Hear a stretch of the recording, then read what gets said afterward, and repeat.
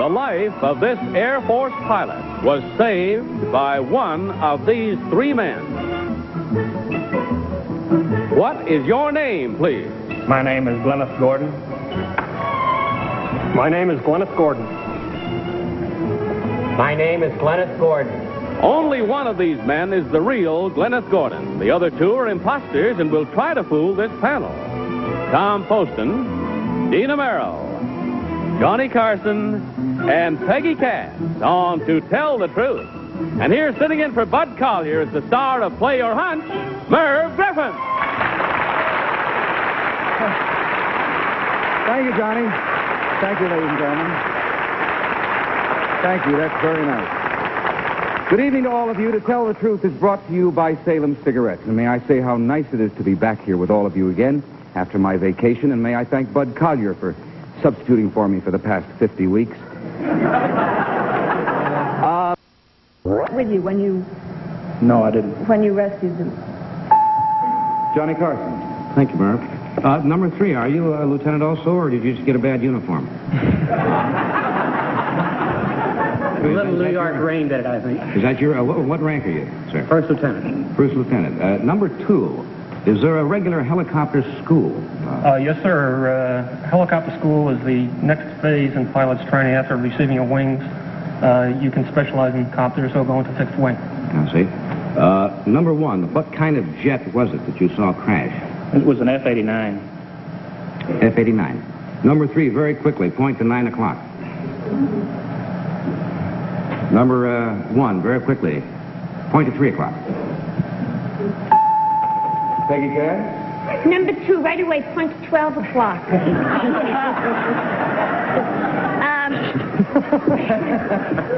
Number 2, what nationality was Sikorsky? Igor Sikorsky is actually an American. I believe he's a Russian who became American. Number 3, where is the Air Force Academy? The Air Force Academy is in Colorado Springs, Colorado. Number 1, is a helicopter used in field artillery? Not in the Air Force.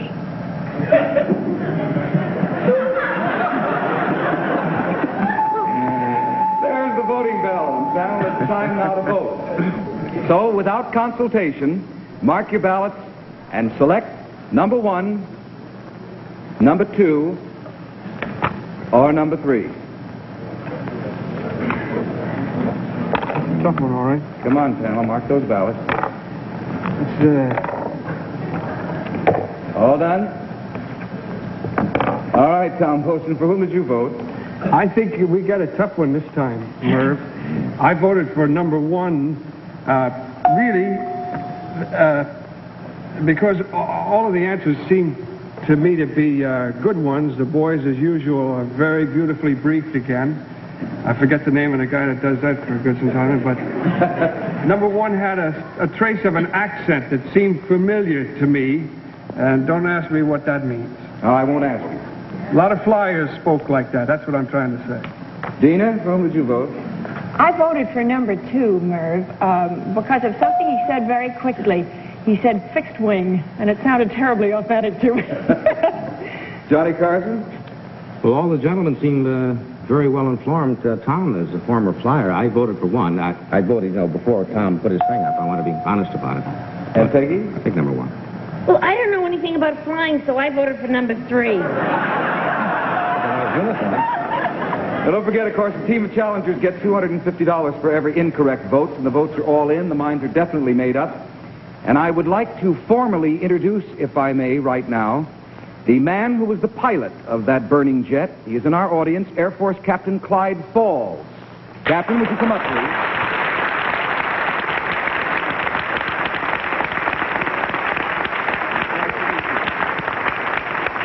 Now, Captain, you're going to help us out here. Captain Falls, I wonder if you'd be kind enough to go over behind the gentleman, show us which one of these fellas is the real Lieutenant Glennis Gordon.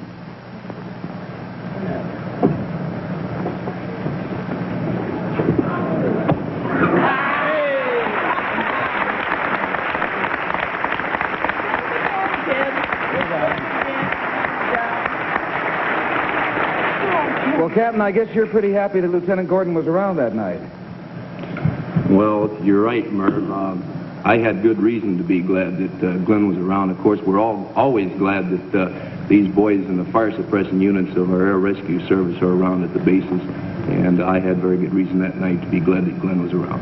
You know, Merv, it's awful nice to see a hot pilot who really is a hot pilot.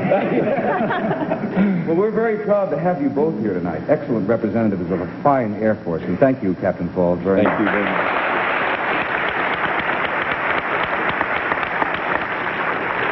And now, number 2, would you tell us, sir, who you are and what you really do? Yes, sir. My name is Jack McGann, and I'm a salesman. I ordinarily sell at a higher percentage than 1 out of 4 for NBC here in New York. Attaboy. And number 3, how about you, sir? My name is Malcolm Dooley.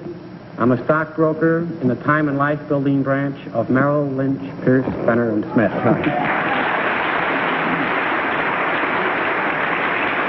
And I might add that Malcolm Dooley and I have known each other for some time. You will all be interested in knowing that as a member of the Tom Dooley Foundation, Malcolm Dooley is continuing on with the great work of his brother, the late Dr. Tom Dooley. Nice having you here.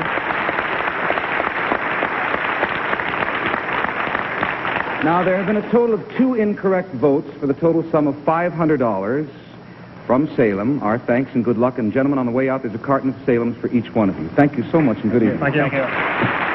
Let's have our next team of challengers.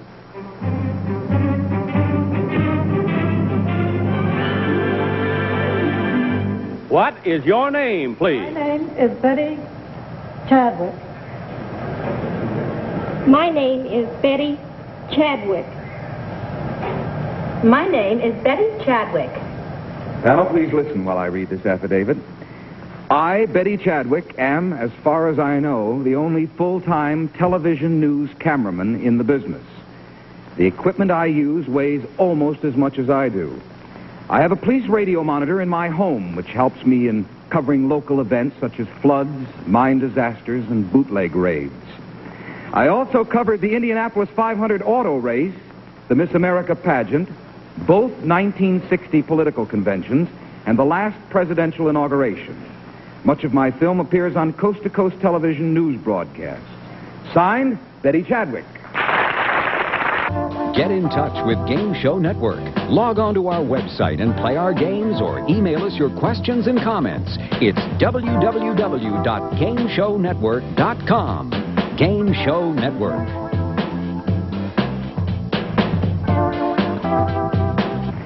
Panel, these 3 ladies claim to be Betty Chadwick, television news camerawoman. So we'll start the cross-examination with Peggy Cass. Number 2, what is Magnum? I don't believe I'm familiar with that term. Number 3, what is Magnum? I have never used it. I see. Number 1, do you know what Magnum is? Champagne, I guess. Oh, that's nice. Well, number 2, it says bootleg raids. I thought those were over. I mean, like Prohibition's been over so long. What bootleggers do you catch? Well, this is selling whiskey and beer without a permit. Oh, like moonshine. Well, no, not moonshine. Actually, it's selling without a permit. Oh, I see. Number 3, who made the keynote speech at the Democratic Convention? Now, that I should remember, and I don't.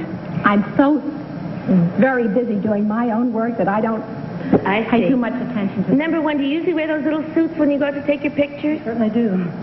You do? Tom Poston? It is my turn. Listen, I've got to find out about that, what is the name of that rig, number 3, that camera rig? Oh, that's an Oricon. Do you happen to know who invented it? Well, no, I don't, but Mitchell, it's a Mitchell lens. I'd like to ask Peggy Cass a question. Could I? Sure. No. I'll ask you later. Number 2, what happens to be the difference between bootlegging, which is against the law, and making your own booze, which you drink yourself? Well, they're both illegal, but bootlegging is just selling ordinary liquor without a permit. Thank you. Number 1, do you agree with that about illegal manufacture of booze for your own consumption? Yes, I do. You're an agreeable girl. Thank you. Dina Merrill? Number 3, do you use film or tape in the camera that you have? I use film. I see. Is that usual? Do you do all newscasts on the spot with film? Yes, I do. I see. Number 2, who is Miss America? Miss America, I don't remember her name, but I believe it was Miss North Carolina. Thank you. Number 1, who was Nixon's press secretary? Do you remember in the last? I don't remember that. Number 3, do you? I honestly don't recall. Number 2? I'm sorry. Number 1, do you remember who made the nominating speech for Kennedy? I do not. Number 2? No, I'm sorry. Johnny Carson? Number 3, who's head of CBS News? Or who was head of CBS News? Do you know the head of CBS Television News? No, I wouldn't consider that were something that I had to know, really. Number 2, do you know the head of NBC News? I'm sorry, I don't. Number 1, do you know the head of ABC News? Now for a radio question. Number 2, you work in New York City? No, I don't. I work in Indiana. Well, There's the ringing of the bell, which closes this round, and it's time again to vote. just as well. No consultation, panel. Just mark your ballots there and select number 1, number 2, or number 3. And not one has marked his ballot. No, it's tough. Again. Yeah. Giddy up there. All right. It's tough again. Tom, for whom did you vote? I voted for number 3. I couldn't make up my mind which of the ladies to vote for. And to be honest with you, I felt so bad for number 3 when she had to say, listen, I don't know, and I'm sorry, but I don't know, that I just voted for her anyway. Dina? Well, I went for number 2 again, Merv. She had kind of an eager look in the eye that I think people after news and things on the spur of the moment have. Johnny?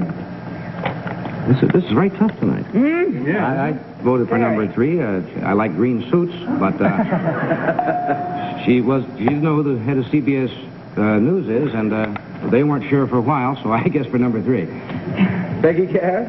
Oh, I voted for number 3 because when she said she didn't use Magnum, at least I figured she knew what it was. It's a news service of pictures.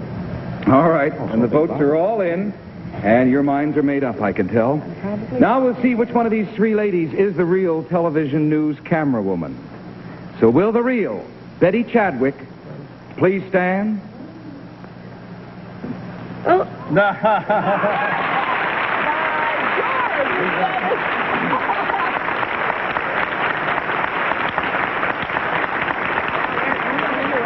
Thank you, Betty. And now, number 1, will you tell us who you are and what you do? My name is Mary Ronan. I live in Weston, Connecticut, and I'm a commercial artist. Thank you. And number 3, who are you? My name is Dorothy Thompson. I live in Ridgewood, New Jersey, and I teach 3rd grade in the Midland Park school system.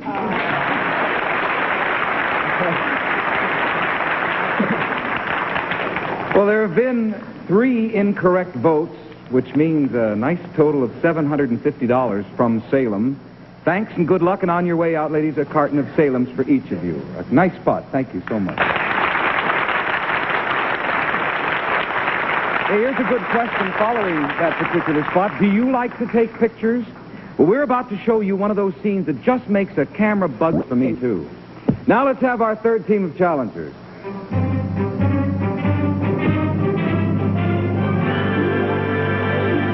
What is your name, please?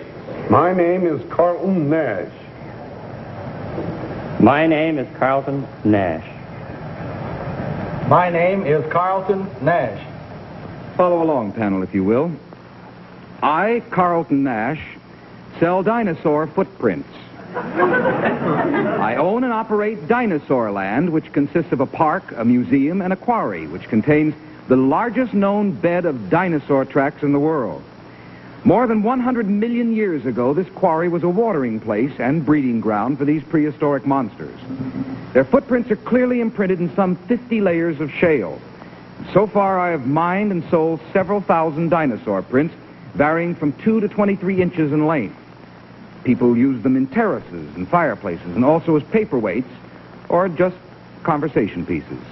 To the best of my knowledge, I am the only person in the world selling authentic dinosaur tracks to the general public.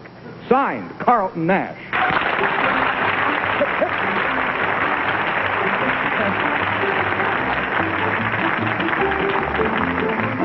It's such a temptation to say dinosaur.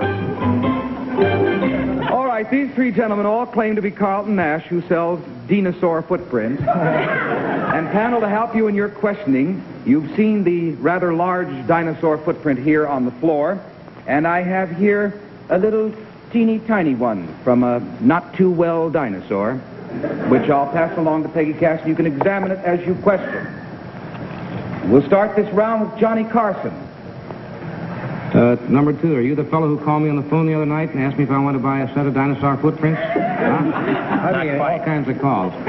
Number 3, what's the difference, can you tell me the difference between Neolithic and Neanderthal? No, sir. Number 2, can you tell me the difference between Neolithic and Neanderthal? No, sir. Number 1, can you... Cannot. All right, number 1, why did dinosaurs die out? Why did they die out? Why did they become extinct? Well, that was over 100 million years ago. Well, I knew you weren't there, sir, but I just thought maybe... I just wondered if you knew why they went. It's a long time to live. Yes, yes. Peggy Cash. Number 2, are there any traces of dinosaurs in the La Brea tar pits? I don't think so. Number 3, where are the La Brea tar pits? I can't tell you. Number 1, where are the La Brea tar pits? I don't know. Number 2, where are the La Brea tar pits? California. Number 3, did the dinosaurs lay eggs or, like, just have babies?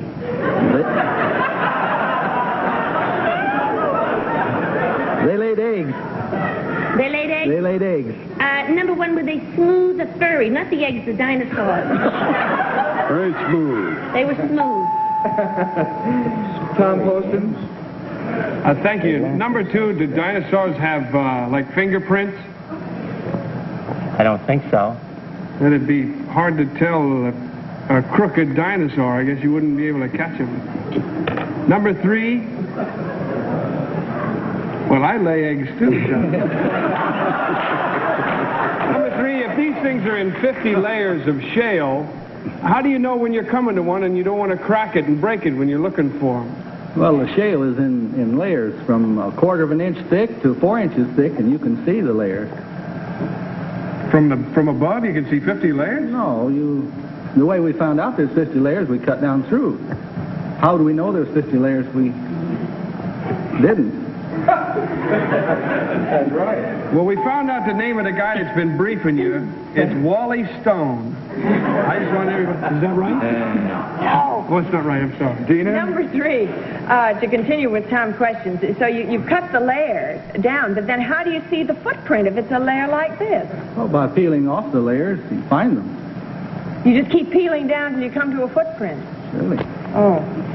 Number 2, I always thought dinosaurs were great big things. How come we get something like this? It was sick. Well, I guess there were small ones, too.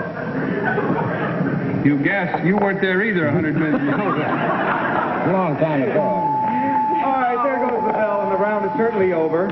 It's time to vote. So please mark your ballots for number 1, number 2, or number 3. Oh, you marked quickly that time. Dina, you're a little behind there. Yes, I am. Don, from whom did you vote? Well, that's a 2. I should say that. I don't know why I made it. It's an older 2. That's why I did it that way. Dina? I voted for 2, too. Because I voted for 2 all evening, and I really have no idea. I thought I might as well stick to my luck. Johnny? This hasn't been our best night, has it, so far? I don't know. I voted for number 3. He knows the dinosaurs come from eggs, which they do. You know, Well, I very vote... large eggs. Well, I didn't know that, but I voted for number 2 because of the La Brea tar pits. It's a place I've always loved. We call that home. I think like a couple of days there. I got a picture of a dinosaur sitting on one of those eggs, catching them. Well, the votes are all in and the minds are made up, so now we'll certainly find out which one of these three gentlemen is guilty here, the real expert on dinosaur footprints. So will the real Carlton Nash please stand?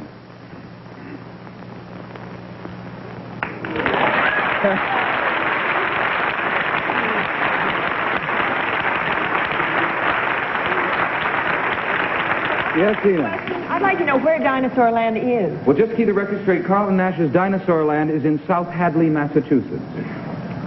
But you did very well with this one, if you'll notice. You must know your dinosaurs. There's only been one incorrect vote, which means a total of $250 from Salem. Number one, who are you, sir, and what do you do? My name is Louis Van Orden, and I manufacture turkey lacing kits.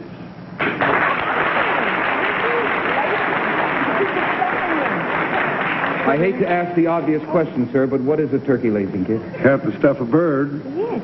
No, I don't. You have to lace him up to keep the stuffing in. I see. Listen, You're not a gourmet? I'd love to talk to you sometime about what you have to take out of those turkeys. I understand there are all kinds of things in there. Wonderful things. Well, maybe you can work out a packaging deal with the dinosaur expert here. But we're thinking of. Number three, who are you, sir, and what do you do? My name is Merle Moore, and I am a Seventh-day Adventist minister. Thank you very much. Of course, you do have a total of $250 from Salem, our thanks. And on your way out, gentlemen, there's a carton of Salem's for each one of you. Good evening to you. I'd have to come back here. I was going to keep it. Oh, well, then maybe it's just as well. I don't know why you're all complaining tonight. They weren't that tough. I was wrong about the name. It's Wooly Stern. Wooly Stern. Wooly Stern. He's the guilty one. Why you're all kind of unhappy? They were hard tonight. They were hard. I think on an average you did very well here tonight. I got beat. Only got one right, and that was a fluke. Thank you, Tom Poston. Thank you, Dina Merrill. Johnny Carson, our thanks to you, and Peggy Cass. Thank you, Merv. And thank Nice you all. to have you here. It's nice to be here, and I'll be here again next week. Good. This is Merv Griffin saying good night from Salem Cigarettes, and we'll see you all next week on To Tell the Truth. Good night.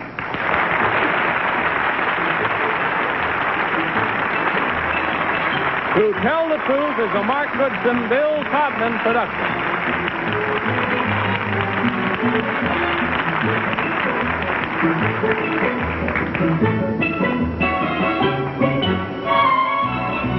This is Harry Morgan.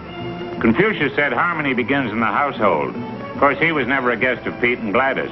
Next, on most of these CBS television stations.